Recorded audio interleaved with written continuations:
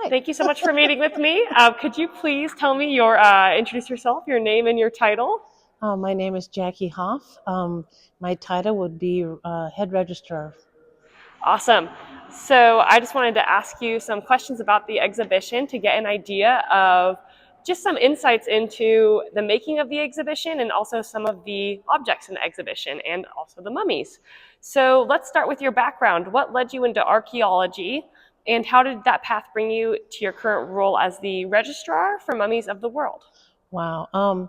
My background, I used to work in the oil industry years ago, so I unfortunately blew up a lot of things. Okay, I was in my 20s. It was really fun.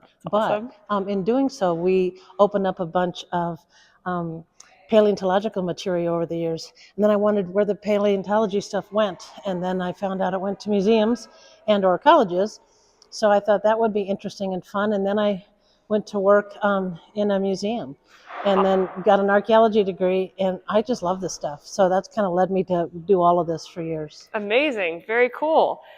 So one of my first questions about the exhibit for you is, what's something that most people don't realize about what goes into preparing and transporting real mummies and ancient artifacts for a traveling exhibition of this scale? Yeah, I think people think a truck pulls up and you tweak your nose, and the next morning it's all done. It takes a lot of effort, time, and how do you facilitate taking everything all over the world?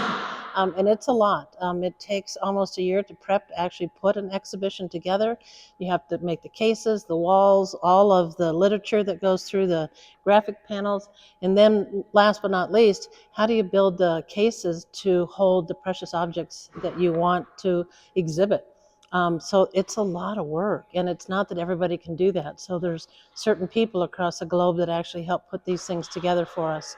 We're lucky that we have some in-house staff that can do that. But making a nice plexi case is not the easiest thing. So it takes an awful lot of people to bring this all about. Yeah, I can imagine, and you might be hearing some of the sounds of the exhibits team still setting up the exhibition. So it's a lot of work put into this. It So that's really awesome. is, We yeah. appreciate all that you do for the exhibit. So my next question for you is: this collection includes remains from different continents and time periods. What are some of the biggest challenges in caring for such a diverse and delicate group of mummies and related artifacts? Um, to me, it's the care and feeding as you go through a truck, a plane, however it is, the temperature, humidity, all of that plays a role in how they transport safely or not. So, for an example, the bundle mummies are of a grass material on the outside, and it's really fragile and really dry and really old. You know, how do you keep that from falling off? Some of the mummies that we have, like behind you here and things, how do you make that travel again in a soft, pliable fashion so you're not busting anything?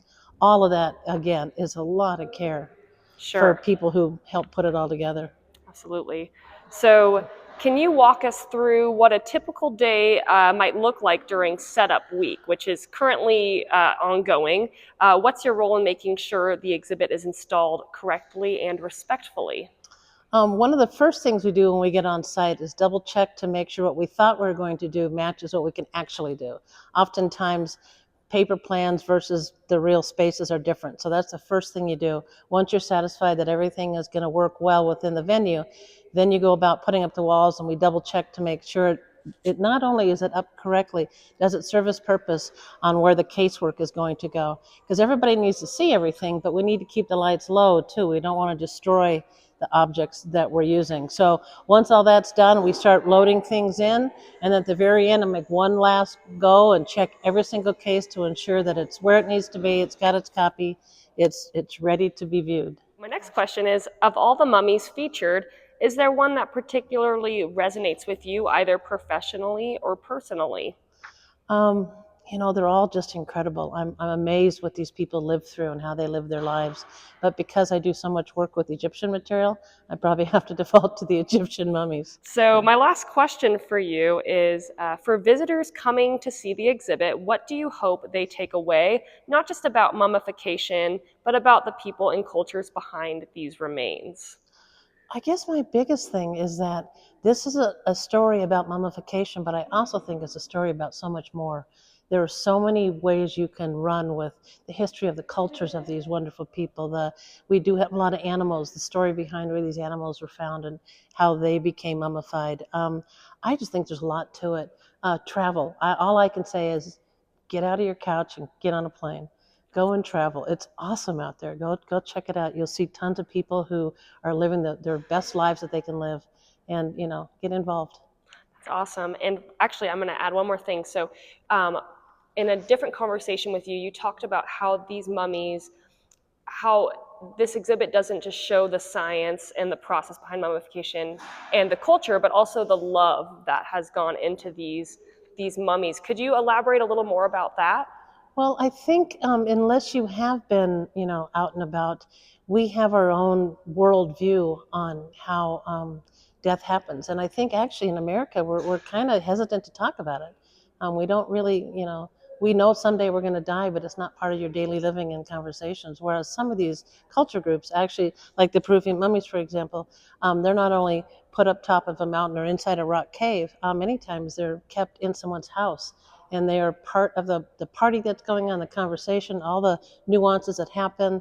Um, I love them all. I think really that it's about the love of their relatives and their culture group. So I don't think again that it's bad. I just think you need to understand that they think differently than we do. I was fortunate enough to have lunch one day sitting on a coffin top in Belize in the middle of nowhere, just having lunch because I wanted to visit their descendants. Oh, So wow. that's great. That's really awesome. Yeah. Cool. Well, thank you so much, Jackie. And I also wanted to say that this is Jackie's official last day. And so she might be back to help with taking down the exhibit in January. But I just wanted to say congratulations on your retirement. Now you go get a kayak. You got a kayak, right? So you can just enjoy. You love kayaking. Love kayaking. So I just hope you enjoy spending your time on the lake and enjoy retirement. That's awesome. Well, thanks. Yeah, I totally do. I'm looking forward to it. Awesome. Yeah. Well, thank you so much. Your passion for the exhibit and archaeology and everything is just so clear, and we're lucky to have you help set up the exhibit and be a part of this process. So, well, thank you. I love this crew. You need to come to this museum. These people here are fabulous. Oh, thank you so much. Anytime, man. Thank you so much.